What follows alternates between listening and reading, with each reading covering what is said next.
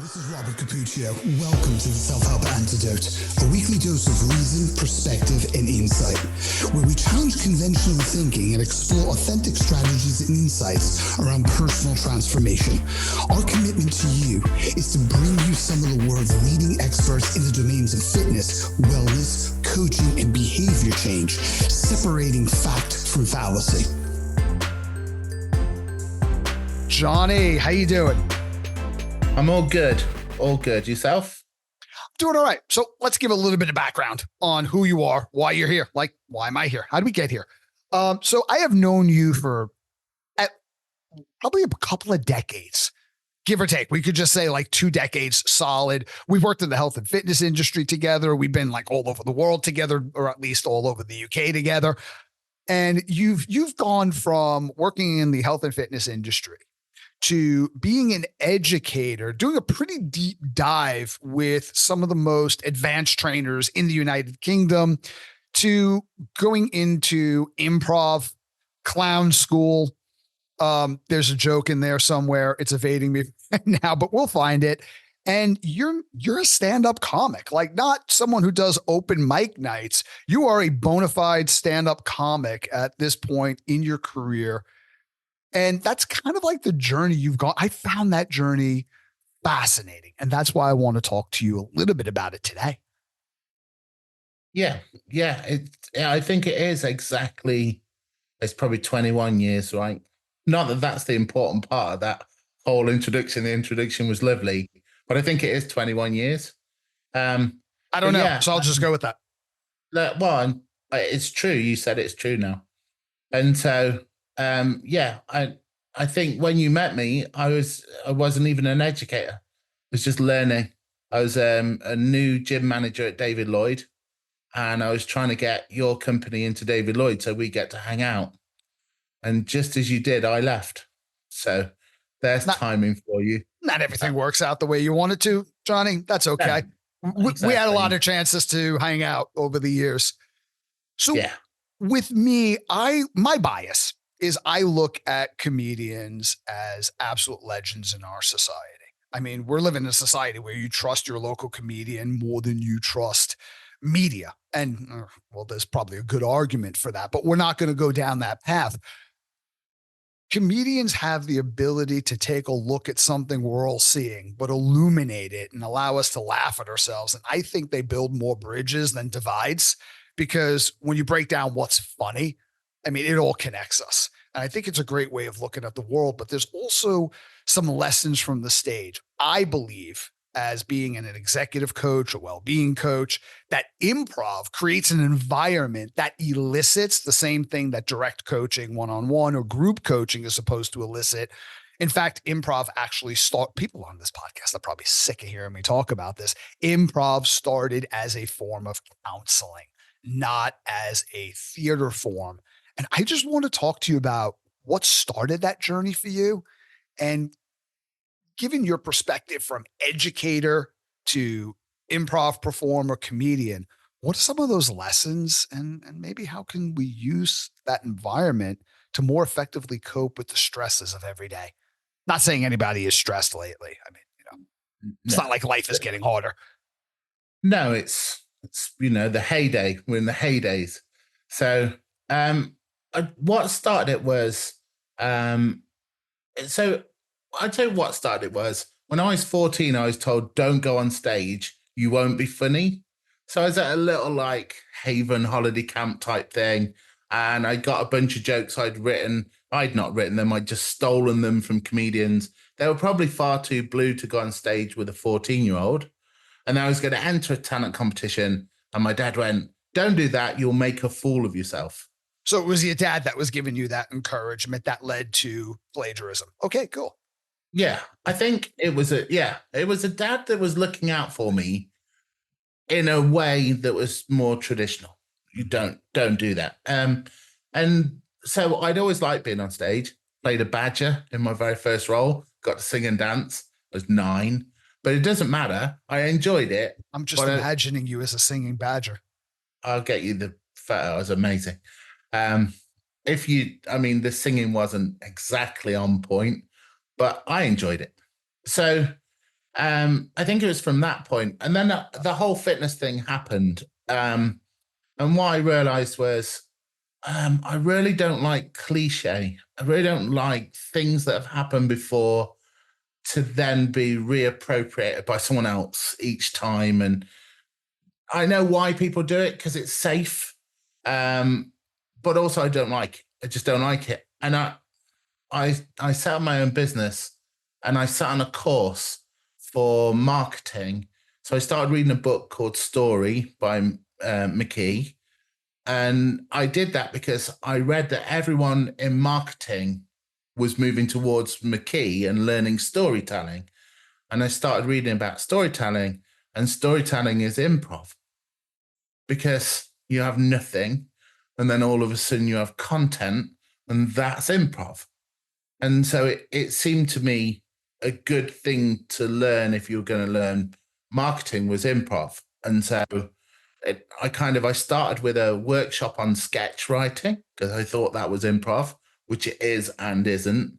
And then as my life moved, I moved to the UK, and to help a friend who wanted to conquer public speaking, I went on an improv course and loved it. So that's how I moved. Okay. So when you say marketing is improv, well, then what's improv? Because a lot of people don't know. They go, oh, yeah, improv. That's like the yes and you get an idea from the audience and you creatively come up with clever things to say, but it's not exactly it, is it? No, I think so. At the basic level, I think improv is reacting with a structure. So I know that it's about rule breaking and everything like that. But the first thing you ever learn in improv is if you react in a certain structure, that helps the other person to react back. And it's communication and it's rapport. And it's being in the moment, in the situation. And the better the improv teacher, the better they are at getting you in the place and working with the other person rather than in your place trying to make something work. So if I think about marketing, if I do marketing well, you think it's your idea to make the next move. And if I think about doing improv well, if I support you well enough, you can make the next move. And even though I will have influenced that, it would have been your choice. So that's kind of where they start to come together, I think. You know, when I'm hearing that, what I'm getting is, and I don't know if it's obvious, or I don't even know if I'm accurately like interpreting what you mean. It's listening. It's listening within a framework, within a structure. Because the only way that I can be creatively in response to you is if I'm listening to you. If I'm listening to you in terms of my market, my improv partner, if I'm listening to you in terms of the audience. Like one example, I do not like to speak using PowerPoints and a contrived, like recreated format. Like a lot of people, when they go to speak or within a corporation, this has happened a lot of times.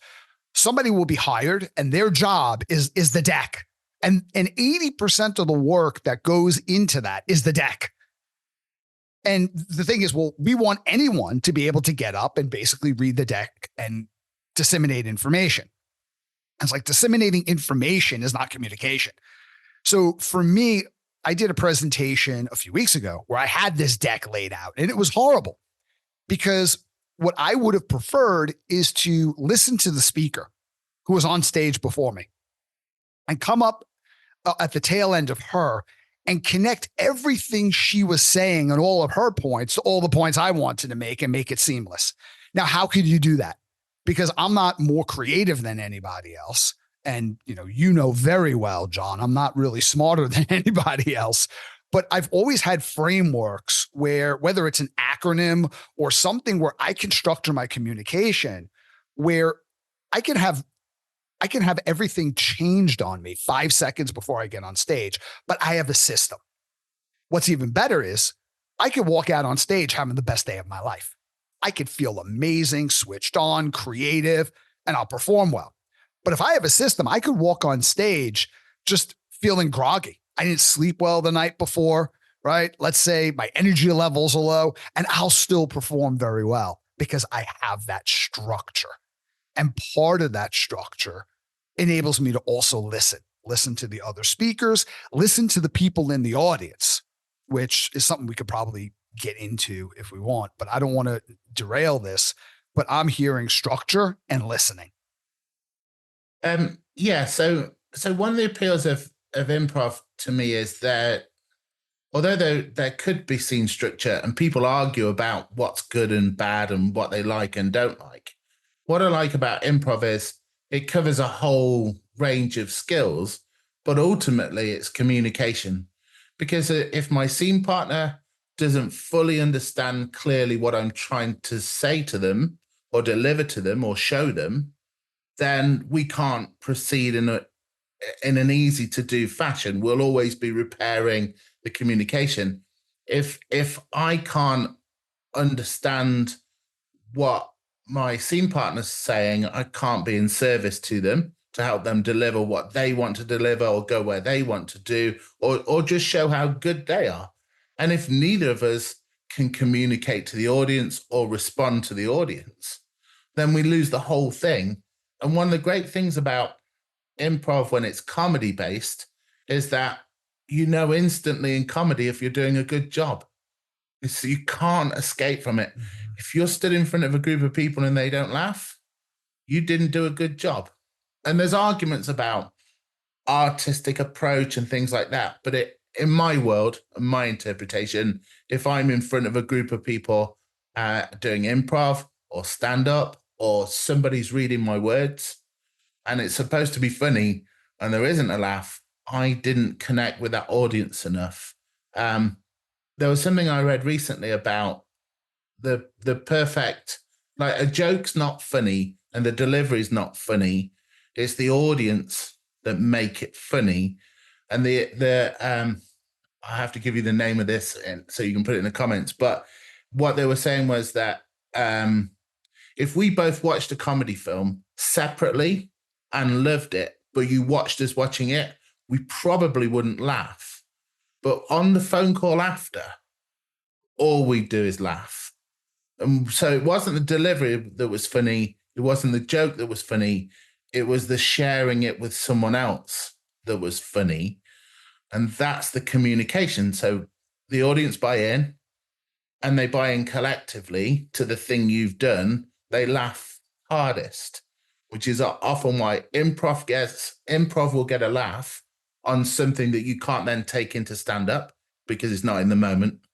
And it's why when you deliver a talk and it's based on what's happened in the room, your talk is more engaging, even if it isn't as finely planned as someone who's pre-written what they want to deliver. Everybody talks about communication. I don't think there's anybody out there that will go, yeah, communication's not that important. We say it's really important, right? Just like listening. Listening's extremely important. But how much do we really practice communication? How good are we at something that we admit is critical to doing anything in life and work? Like, oh, well, what makes a marriage work? People go, well, communication, like 3 out of 5 answers, maybe 4 out of 5. You know, what makes a good leader? Communication. We talk about that, but how much structured training do we get around something like that? Like yesterday, was it yesterday or the day? Anyway, it doesn't matter. I read a post on here's some questions that will make you a better communicator. I thought, well, that's a really good start, but questions do not make you a better coach or a better communicator. It's what comes after, what is in response, and what's that dynamic between the person asking the question and the responder to that question. That deepens communication. As a matter of fact, like if you get into something like motivational interviewing, asking too many questions is highly discouraged.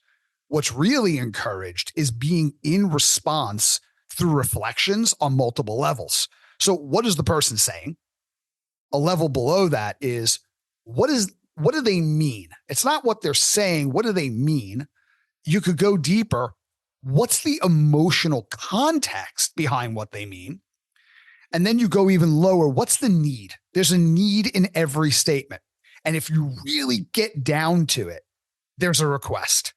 This person is making a request of you as the person they're communicating with, of the situation, of life, of work. And if you can get down to that level, you start to find out that the more you reflect, the more that perpetuates the conversation. Far more than questions. That drives me crazy. Well, coaching is about asking really great questions, or communication is about asking better questions. No, it's the entry point. It's not the definition, because you can give somebody a list of here's 5 great questions. Go ask this to everyone you meet. Are they now great communicators? Where improv, you can't rely on those questions. You have to deeply listen to what's the context in the statement. And I know when we've had the same improv coach, I'll feel lost with Dave sometimes because his ability to listen. Like, I remember my wife went to a show and Dave was exhausted. He taught all day and he was just wiped. He was spent, but he was brilliant up on stage. And she's like, wow, how does he do that? How is he so creative? I was like, he's not being creative. He's listening. There's something there. People are giving him his lines, but nobody else notices it because the average person, me, you included, is not trained at that level of listening. That's what shows up as creative genius. Yeah. And if you go into an interview with these are my questions, the interview's already about you, not them. Oh, talk more about that, please. So if I'm going into, as I still teach people to interview and I know we said we wouldn't talk about fitness, but I have to do this from a fitness perspective because it's where I use it. Fitness trainers, you might know a few, they talk about a whole heap of stuff, but at the end of the day, you deliver an experience using a bunch of movements for a certain amount of time against a certain amount of resistance. And all you really want to know is, how do I communicate that well and keep them interested? And that how do I communicate well and keep them interested is the improv side of what you're doing.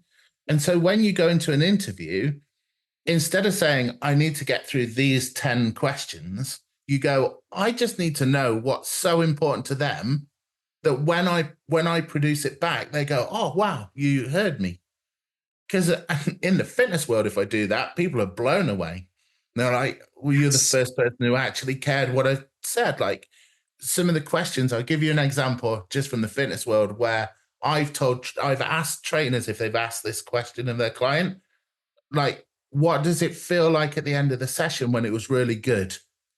What exercise would you look at and go, I'm not turning up today? What piece of equipment do you wish you could put your hands on for the whole session? Things like that, because that's important to me because I need to deliver that. When I'm in a conversation, if I'm coaching, exactly what you said. I'm not interested in what you're going to tell me if it's what you're telling me you think I want to hear from you. Mm-hmm. I'm interested in what you eventually want or need and how much of that you're going to allow me to help with initially.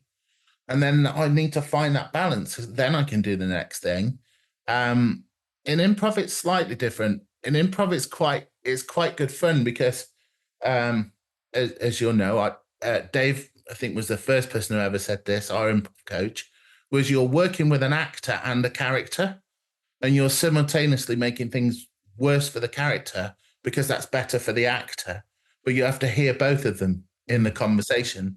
Well, I think that goes across to interviewing anyone.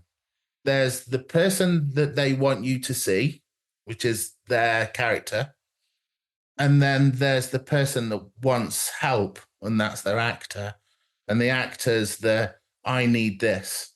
And the character is, I think I should say this to you.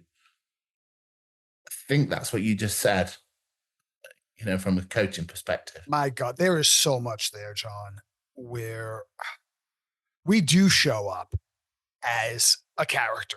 And that's not being disingenuous. I mean, one of the things that drives me crazy is just be yourself as if there's one unified you. Now, we know from a decade of modern psychology. There's not. There's many different aspects of you.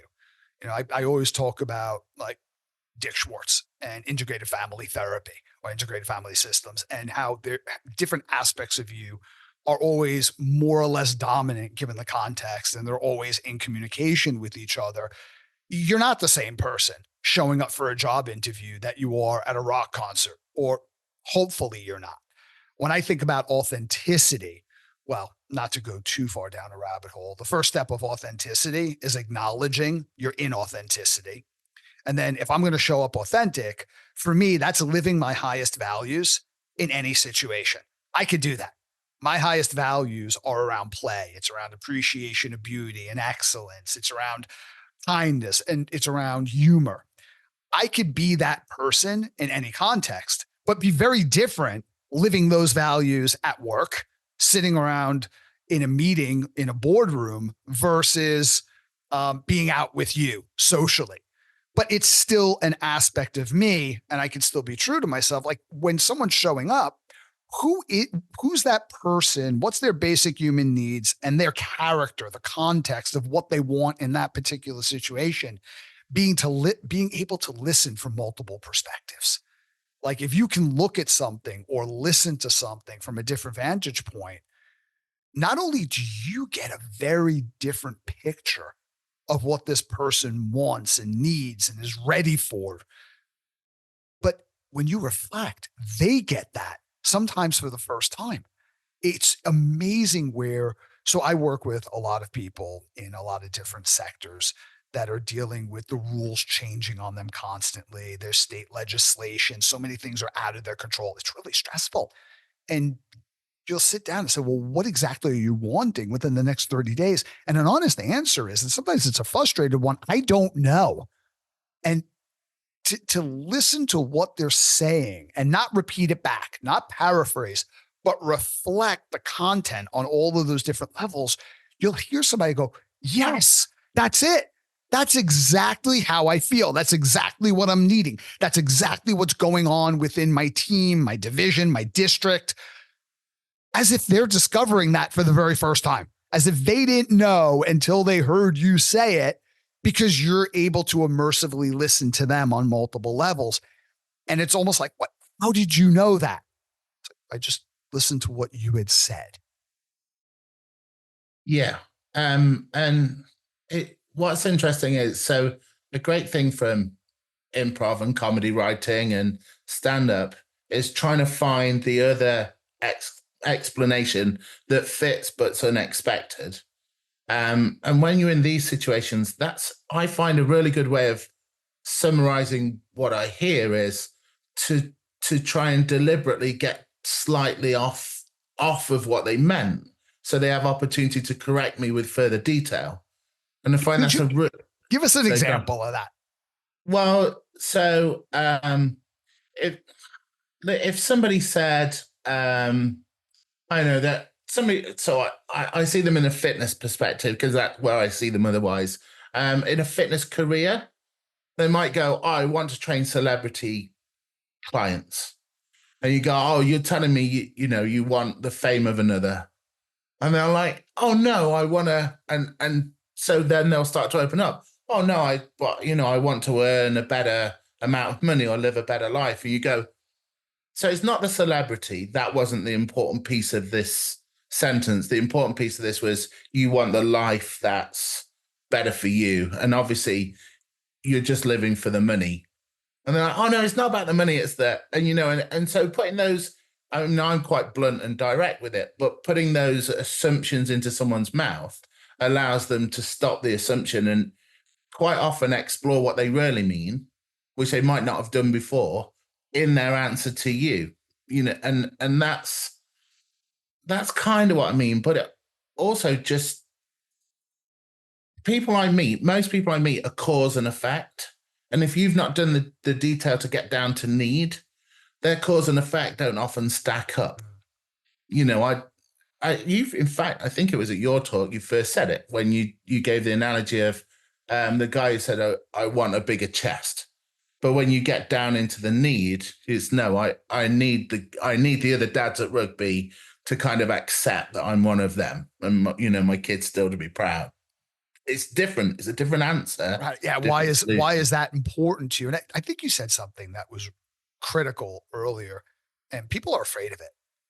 And that is, if you are immersively listening, an inaccurate reflection is just as valuable as an accurate one. It's not about, oh my God, wow, that really lands for me. Sometimes, no, I don't agree with that at all. No, that's not what I meant. Because by saying, I don't mean this, I can get a lot clearer around what I do mean.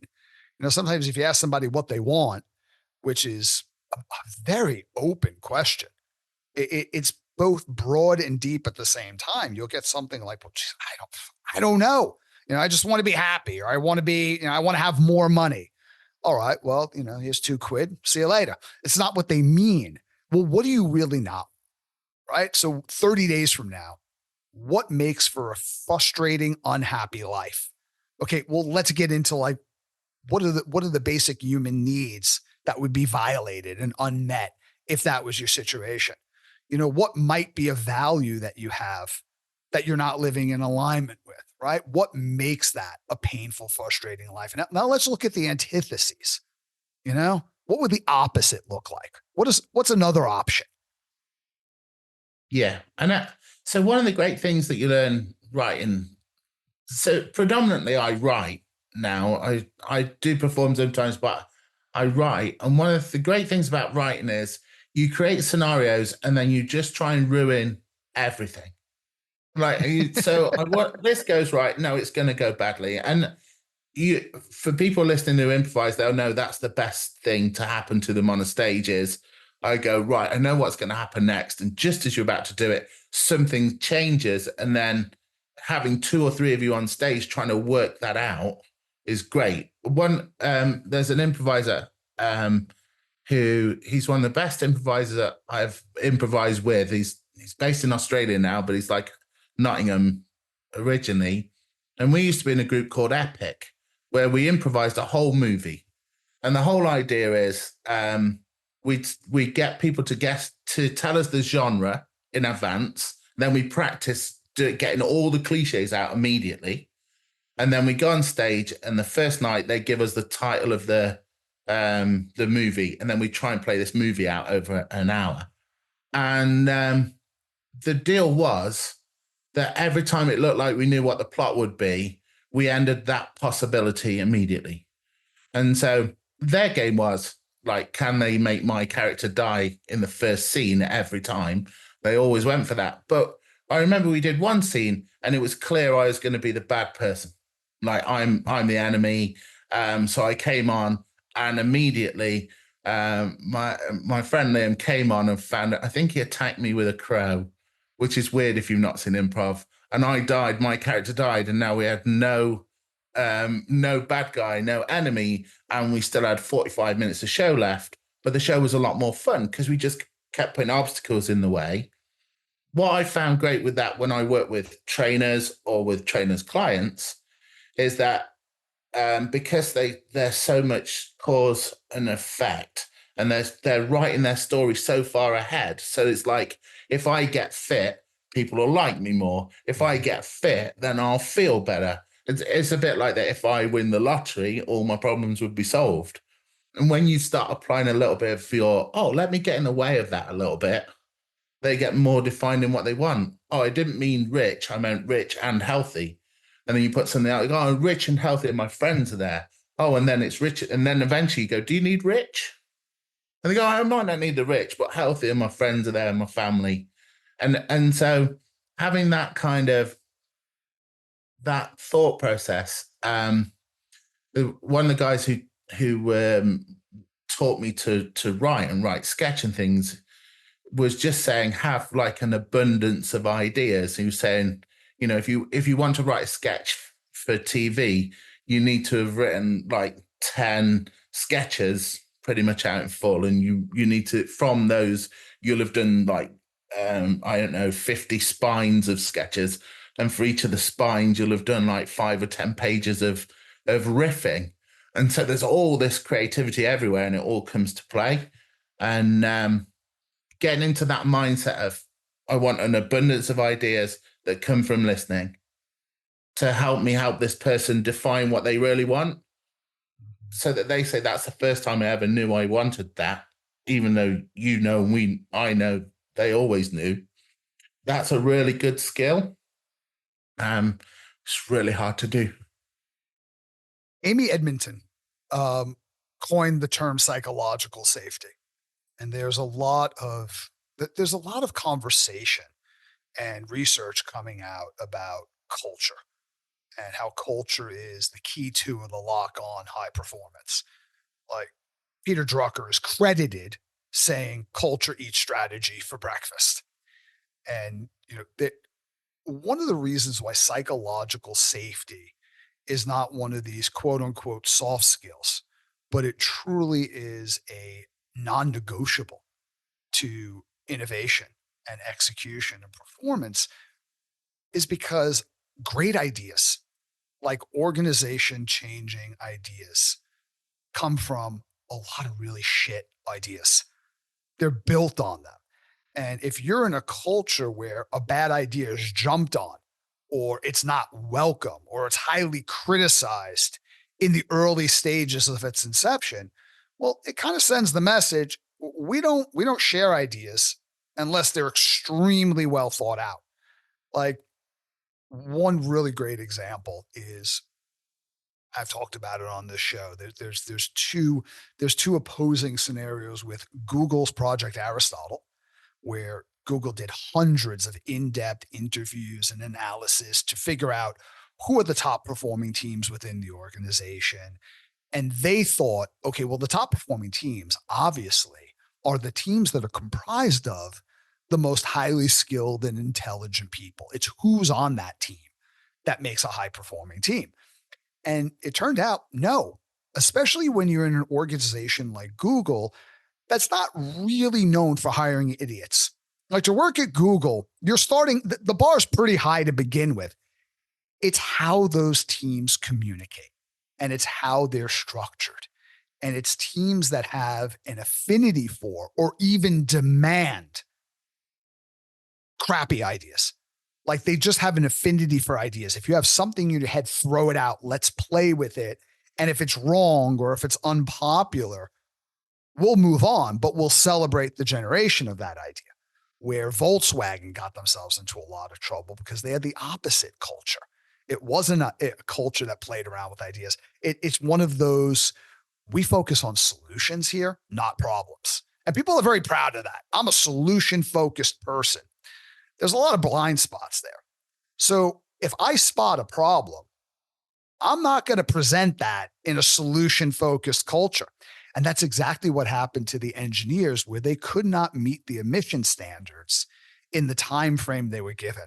And anyone who tried to voice this was kind of given the implicit message, yeah, you may want to reconsider your career here. You're not going to advance very far. So they came up with a creative idea. We are going to rig the software to bypass the emission standards. Well, they got caught, and it cost them billions in fines and sanctions and market share, and their share price dropped dramatically. They violated trust. They violated trust with local governments. They violated trust with their consumer base. And that's the difference between, we love ideas here. Throw out a bad idea, because there might be something in that bad idea that leads to a better idea and then to a fantastic idea, but throw it out, versus don't voice anything that's not going to be seen as popular, or that's not going to be welcome from quote unquote management. Yeah.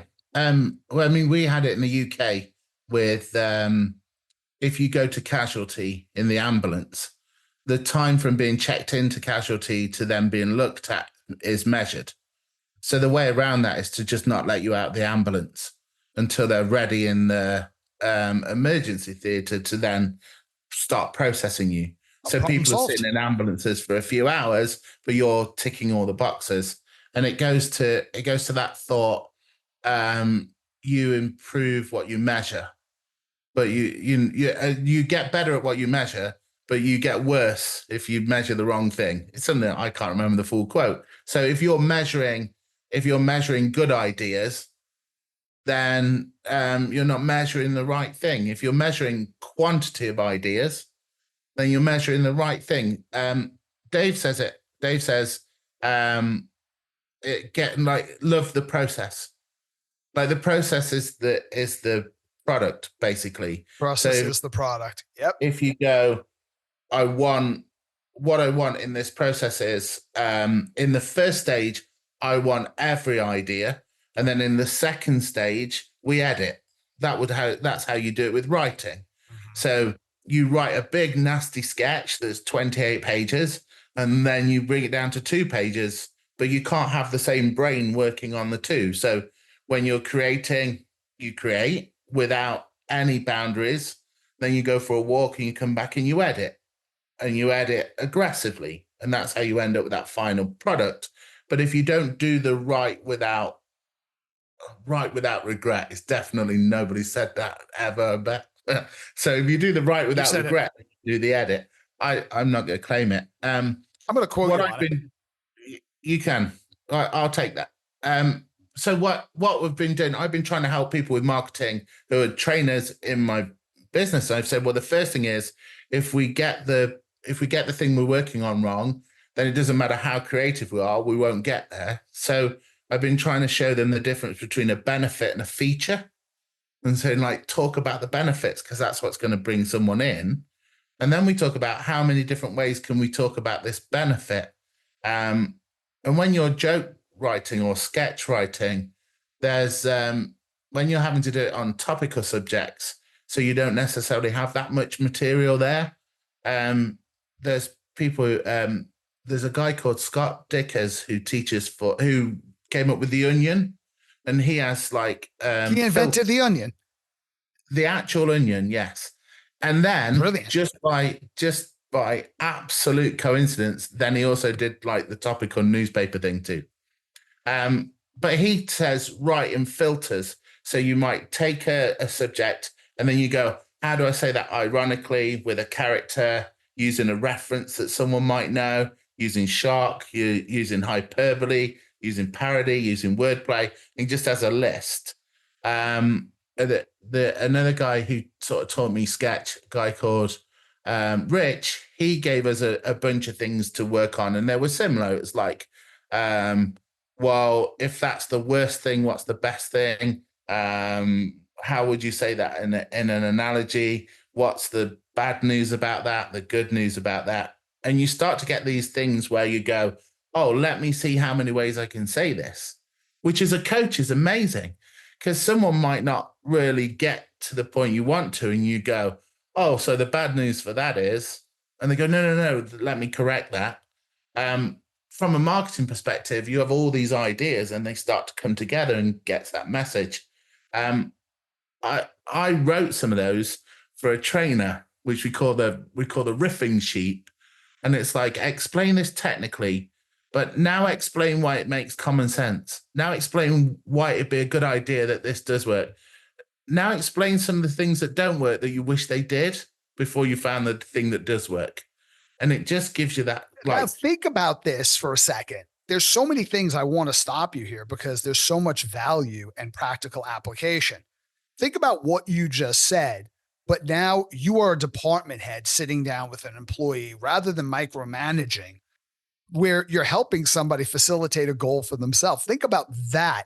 You're in any type of leadership position. You're in any type of sales position. You're in a training, consulting position. Think about the power of that conversation where you are evoking rather than trying to install a solution for that person that they have no autonomy and no commitment to. I'm also hearing something critical. I'm thinking about football because over the weekend, I flew back to New York, not New York City. I was in Rochester, which is about over 250 miles north of New York City. It's really far.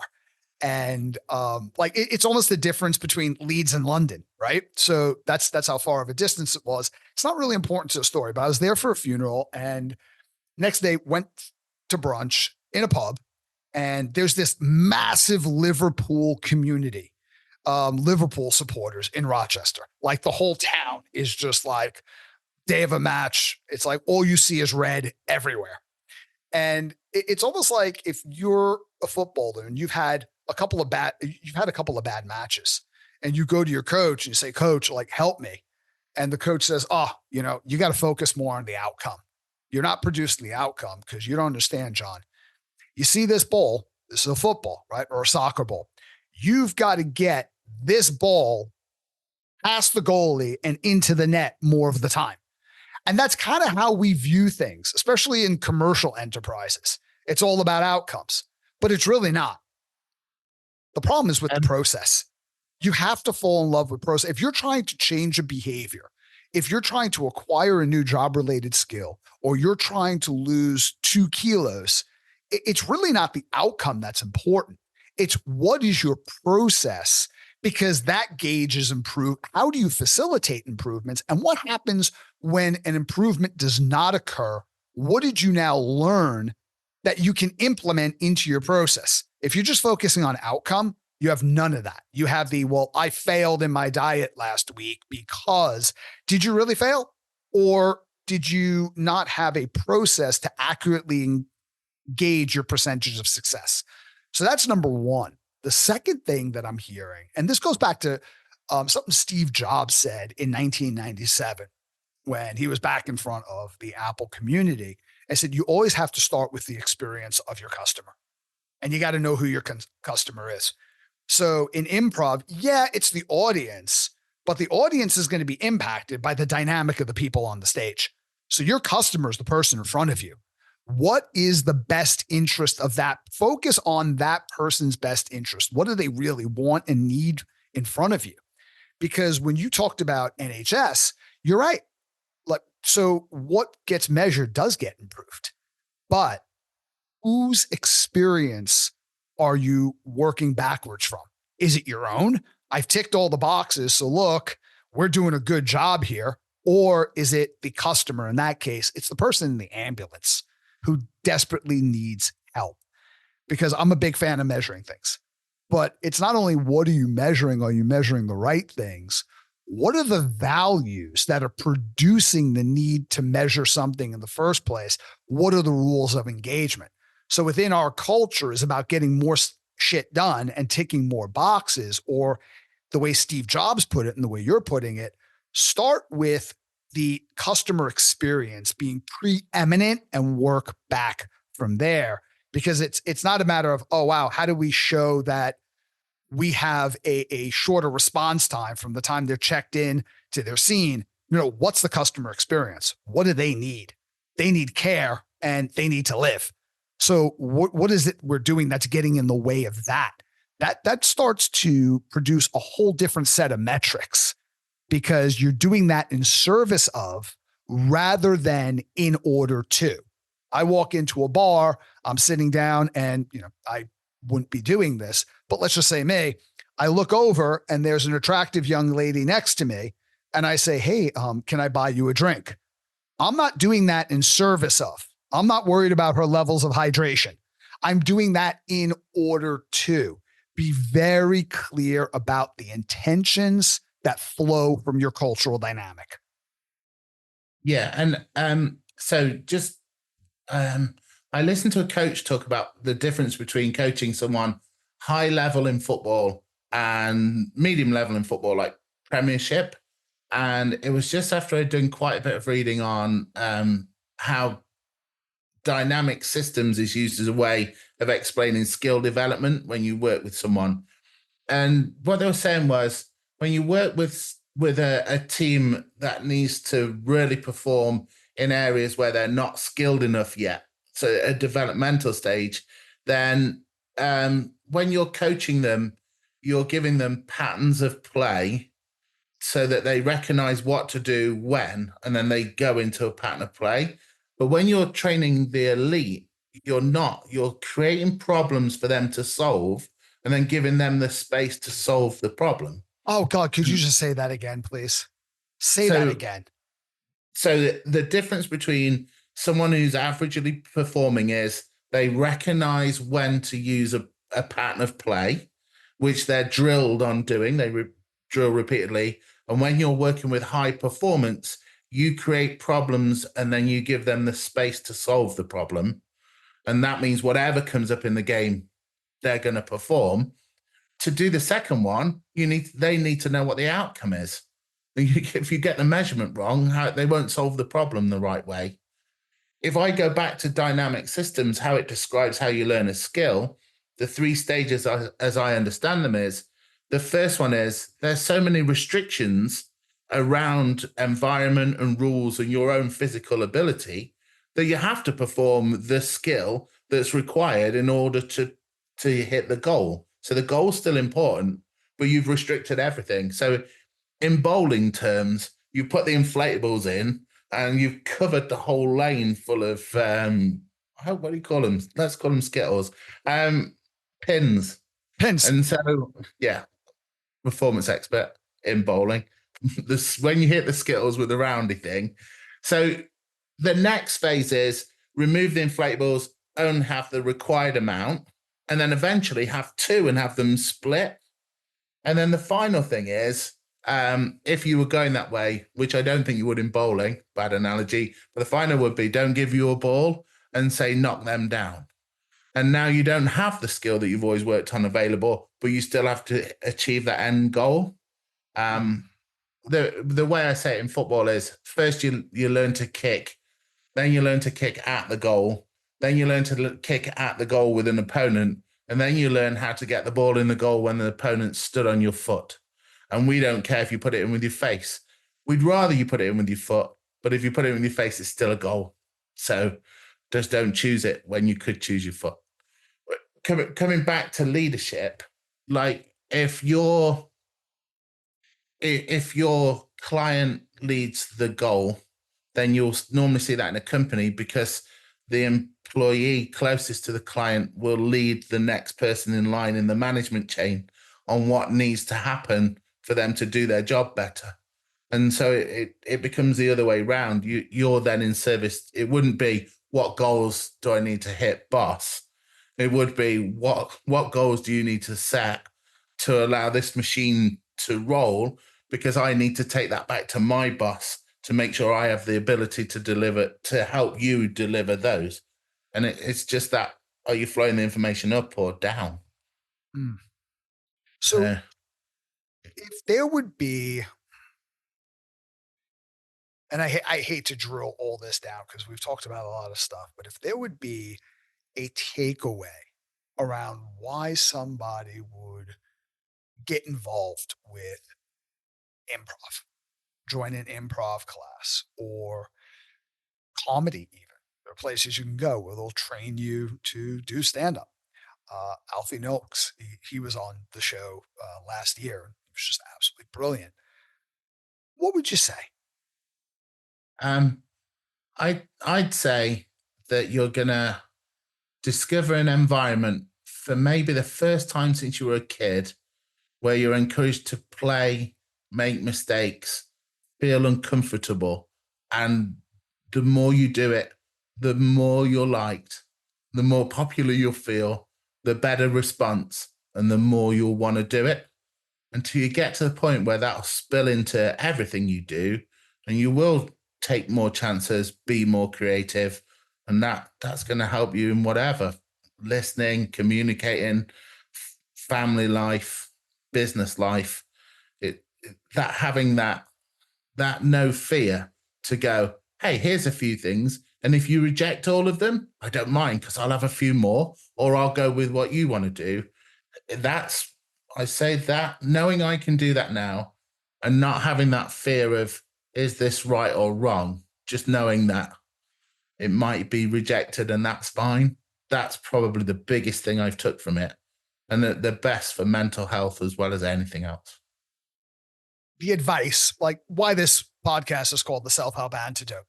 The self-help industry, and there's a lot of great things that come out of it, but one criticism I have, they're really great telling you what to do. And usually there's no nuance, like one size fits everyone, right? I know what your problem is. That's a totally different point that I'm trying to make, but they're really good at telling you what to do. but how to do it and what's the strategy behind it, not so great. Like, you need to be more committed. You need to have more discipline than motivation. You need to make better decisions. There is zero, like, if you signed up for a course on that, you'd quit because there's no structure, there's no process. They never get around to the how, right? So, what I'm hearing is when people say, well, you got to use your voice, you got to be more confident and speak up in meetings. Well, yeah, that sounds great, but how do I do that? So by going into improv or going into some class around the performing arts, what it does is it gives you a safe environment. It's scary. It's challenging enough to elicit skill, right? And to fully engage you, but it's safe enough where I'm not going to say something quote unquote stupid in improv and I'm going to lose my job, or I'm going to politically position myself where I'm very uncomfortable at work. So I could start to test some of these skills and some of these attributes that I want to develop in a safe space where it's an equal measure of support and challenge. So I could start to desensitize myself to a lot of the fear that incapacitates me when I'm in an environment and I've got a table full of VPs staring at me as I'm making a comment. To where, you know what, it doesn't matter that much. If I say something that's on point, great. If I say something and not everybody agrees with it, well, that happens to me like every Tuesday and Thursday night.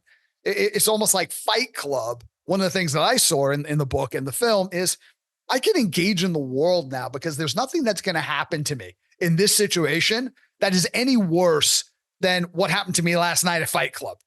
And that might not, no, I think it is a good analogy, actually. It's a good correlation. I love that. You know, what are the skills? Who do you want to be? Like, what's your identity? Who are you and who do you want to be in the future? How's that identity going to shift? And what are some of the skills and attributes you would need to become that person and perform in that way? Well, how do you put yourself in an environment where you can play and experiment and test those things? Yeah, and just while you're saying that, obviously there was a few of the things that came up there. So one of the things is if you write for someone else, especially in comedy, especially like, well, I send you my two-liners every week. Yes, you for do. a certain radio show that I'm trying to get on. And I've not been successful for 2 years. And I've probably put about 200 jokes there. And I was told a good hit rate is if you get one joke every 100, you're a really good joke writer. And what's interesting is some of those jokes I've been able to take on stage and use for myself.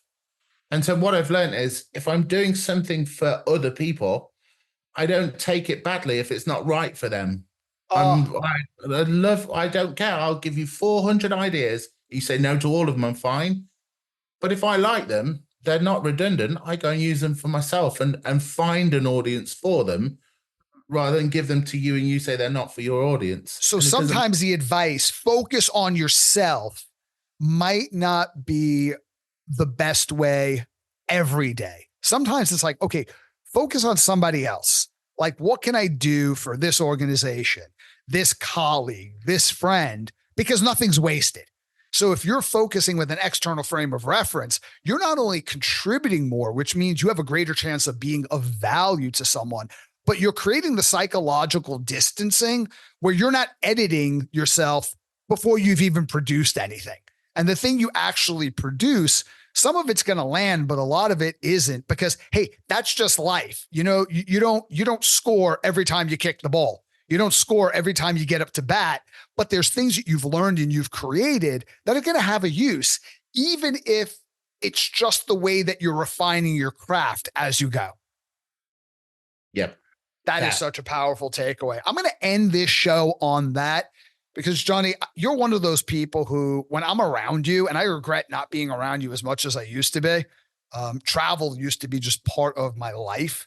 So I would see my neighbors in London as much as I would see them like in New York or Melbourne or in Singapore.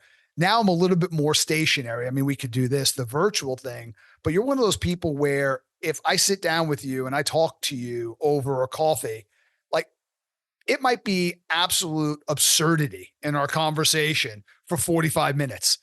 But within that hour, there's 15 minutes where I'm walking away and I always learn something or I have a different insight. And I want to thank you on behalf of people listening who've had that experience. And I just want to thank you for being that person for me in my life. Well, thank you. And thank you for this hour. I think we've been planning this for like 3 and I've been terrible at it. So thanks for like sticking with it all. And yeah, I'm looking forward to our next beer or coffee or both.